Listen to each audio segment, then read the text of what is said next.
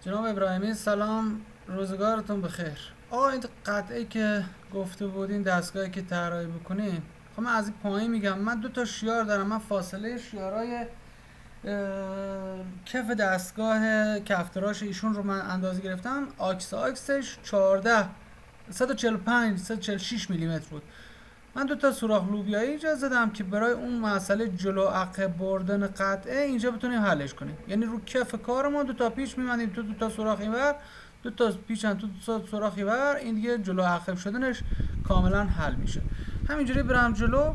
دو تا قطعه این شکلی دارم اینجا که خب مثل کارهای قبلیمون اینا فوق زبونه میرن داخل هم. از زیر میتونن جوش بخورن، سنگ بخورن که سمت بالا یعنی اصلا زائده هم نداشته باشین، ضمن که از بالا جوش دادنشون هم ایرادی نداره. خب بعد این قطعه من اگه دقت بکنین اینجاش یه سوراخ 13 داره و داخلش یه سوراخ 2.5 که سوراخ 2.5 رزوه میشه. یه پیچی این کمر اون شافت اصلیه رو میگیره. کمر منظورم این شافت اصلی محور دورانمون.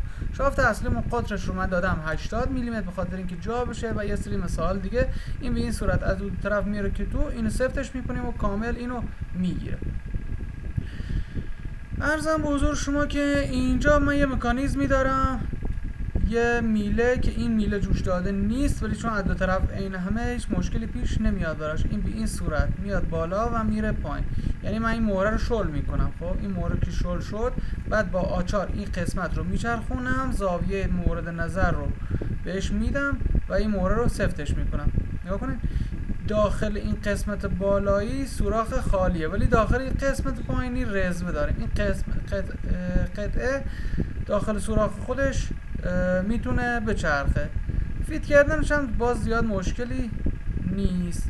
این سوراخ ها بالایی هم 50x50 آکس تا آکسشون، قطرشون هم همه رو من دادم 15 که با یه پیچ 14 میتونیم روبنده، انواع روبنده و زیربنده و هر چی بخوایم روشون ببندیم. مزاحمتی هم برای کارمون ندارن. این چهار گوشا اگه باشن مونتاژمون خیلی راحت و خیلی دقیق میشه. اگر هم نباشن بازم اشکالی پیش نمیاد. دیگه سلیقه خودتون هست که اگه بخواین از زیر جوش بدین یا اگر از سمت بالا میتونید جوش بدین. اینا رو من 5 میلیمتر کوتاه‌تر گرفتم که بتونید داخلش رو با جوش پر کنیم یا اصلا همینطوری که اصلا بمونن، مزاحمتی وجود نمیارن.